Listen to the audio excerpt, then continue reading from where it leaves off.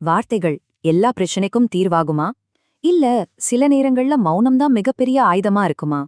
வாங்க இந்த கதைக்குள்ள போய் பாப்போம். இது அல்டூரியா ராஜ்யத்தோட கதை. இந்த அல்டோரியா ராஜ்யத்துல 2 சகோதரிகள் இருக்காங்க. 2 பேரும் இளவரசிகள். முதல்ல அக்கா இளவரசி க்ளோவி. அடேங்கப்பா, அவங்க பேச்சே ஒரு புயல் மாதிரி. வார்த்தைகளால போரே நிறுத்துற சக்தி அவங்களுக்கு உண்டு. ஆனா அவங்களோட தங்க லூனா, அவங்க நேர் எதிர். ரொம்ப அமைதி. அதனாலேயே எல்லாரும் அவங்கள ஒரு பலவீனமானவளா பார்த்தாங்க. ஆனா அவங்களோட உண்மையான பவர் அவங்களுடைய கூர்மையான பார்வையில் தான் ஒளிஞ்சிருந்தது. ஆனா ஒரு விஷயம் தெரியுமா? உண்மையான சக்திக்கு எப்பவுமே சத்தம் தேவையில்ல. இன்னும் உண்மைய அந்த ராஜ்யம் ரொம்பவே கஷ்டமான ஒரு சூழ்நிலையில தான் புரிஞ்சுக்க போகுது. எல்லாம் நல்லா போயிட்டு இருந்த நேரத்துல தான் ஒரு வில்லன் என்ட்ரி ஆகுறான். அவன் பேரு லார்ட் ட்ரேவன். ஒரு பெரிய படையோட வர்றான். ஆனா அவன் நோக்கம் போர் செய்யறதில்ல. அதை விட ரொம்ப மோசமான ஒண்ணு. அவன் ஒரு சவாலை முன் வைக்கிறான். அந்த ராஜ்யத்தோட தலையெழுத்தையே மாத்தி எழுத போற ஒரு சவால் அது. அந்த சவாலோட ஹீரோவே இல்ல வில்லனே இந்த நிழலோனாய் தான். இதுக்கு கண்ணு தெரியாது, ஆனா காது பயங்கர ஷார்ப்பு. எந்த அளவுக்குன்னா, ஒரு சின்ன இலை அசைற சத்தம் கேட்டா கூட போதும், அதுக்கப்புறம் அங்க ரத்த ஆறுதான் ஓடும். சரி, அப்ப சவால் என்னன்னு கேக்குறீங்களா? ரொம்ப சிம்பிள். இந்த ஓநாய் காவல் காக்கிற ஒரு இரும்பு பெட்டி இருக்கு. அதுக்குள்ள இருக்கிற சாவியை எடுக்கணும். கண்டிஷன் என்னன்னா, ஒரு சின்ன சத்தம் கூட வரக்கூடாது. சத்தம் வந்தா மரணம்தான். இது எப்படிங்க சாத்தியம்? ஒரு இரும்பு பெட்டிய சத்தம் இல்லாம திறக்க முடியுமா? ராஜ்யத்துல எல்லாரும் பயத்துல உறைஞ்சு போய் நிக்கறாங்க. அப்போ அவங்களோட ஒரே நம்பிக்கையா இளவரசி க்ளோயி முன்னால வராங்க. என் குரலுக்கு கட்டுப்படாத ஒரு மிருகம் கூட அந்த உலகத்துல இல்ல. நான் போறேன், அந்த சாவி எடுத்துட்டு வரேன்னு சொல்றாங்க க்ளோயி. அவங்க குரல்ல அசைக்க முடியாத நம்பிக்கை. க்ளோயி பாட ஆரம்பிக்கிறாங்க.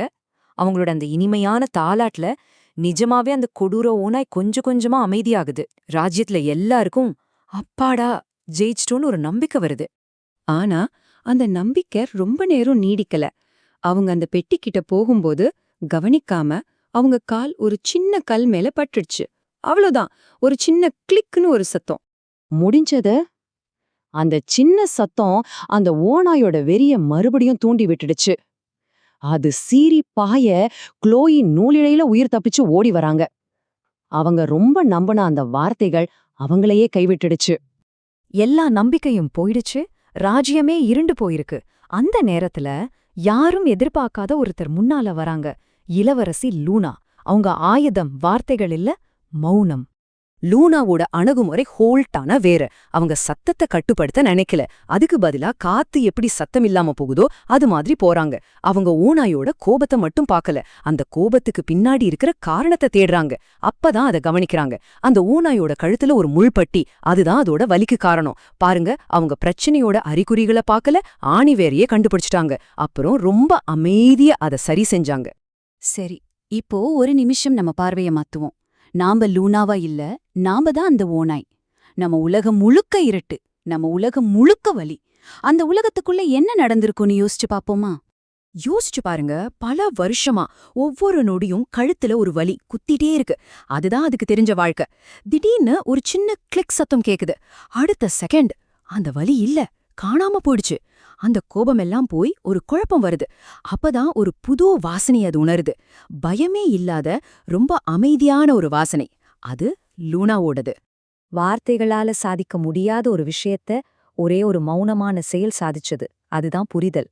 அந்த நிமிஷம் அந்த கொடூரமான ஓநாய் ஒரு குட்டி நாய்க்குட்டி மாதிரி லூனாவோட கால் கிட்ட வந்து படுத்துக்குச்சு. அங்க ஒரு புது பந்தம் உருவாச்சு. இந்த கதை ஒரு அருமையான பாடத்தை நமக்கு சொல்லிக் கொடுக்குது. சரி, லூனா செஞ்ச அந்த விஷயத்த, அந்த லூனா மெத்தட நம்ம வாழ்க்கையில எப்படியெல்லாம் பயன்படுத்தலாம்? வாங்க பார்க்கலாம். லூனா மாதிரி கவனிக்கணுமா? இதோ சில சிம்பிள் டிப்ஸ். முதல்ல, உங்க மனசுக்குள்ள இருக்கிற அபிப்பிராயங்களை எல்லாம் தூக்கி போட்டுடுங்க. ஒரு பிரச்சனையில என்ன நடக்குதுன்னு மட்டும் பார்க்காதீங்க, ஏன் நடக்குதுன்னு கேளுங்க. பதில் சொல்றதுக்காக ஒருத்தர் பேசுறத கேட்காதீங்க, அவங்கள புரிஞ்சிக்கிறதுக்காக கேளுங்க. வெறும் சிம்டம்ஸ பார்க்காம மூல காரணத்தை தேடுங்க. கடைசியா ஒன்னே ஞாபகம் வச்சுக்கோங்க, சில நேரங்கள்ல ஒரு அமைதியான செயல் 1000 வார்த்தைகளை விட சக்தி வாய்ந்ததா இருக்கும். இந்த சம்பவத்துக்கு அப்புறமா அல்டோரியா ராஜ்யம் ஒரு முக்கியமான விஷயத்த கத்துக்கிட்டது. அமைதியிலையும் நிசப்தத்திலையும் கூட ஒரு பெரிய சக்தி இருக்குங்கிறத அவங்க உணர்ந்தாங்க. க்ளோயி தன் தங்கை லூனா கிட்ட ஓடிப்போய், நான் 1000 வார்த்தைகள் பேசி சாதிக்க முடியாதத உன்னோட மௌனமும் உன்னோட கூர்மையான பார்வையும் செஞ்சிருச்சு. என்ன மன்னிச்சிடுன்னு சொல்றாங்க. இது வெறும் மன்னிப்பு மட்டும் இல்ல, இது ஒரு புது உறவோட, ஒரு புது புரிதலோட ஆரம்பம். சோ கடைசியா அல்டோரியா ராஜ்யம் 2 விதமான சக்திகளை பத்தி நல்லா புரிஞ்சுக்கிட்டது. க்ளோயோட பேச்சு சக்தி மக்களை வழிநடத்தவும் அவங்கள சம்மதம் வைக்கவும் பயன்படும். ஆனா லூனாவோட மௌன சக்தி ஒருத்தரை புரிஞ்சிக்கவும் அவங்க காயத்தை குணப்படுத்தவும் பயன்படும். ஒன்ன விட ஒன்னு பெருசில்ல, ரெண்டுமே ரொம்ப முக்கியம். இப்போ நம்ம உலகத்தை எடுத்துக்கலாம். சுத்தி ஒரே சத்தம், ஒரே இரைச்சல்.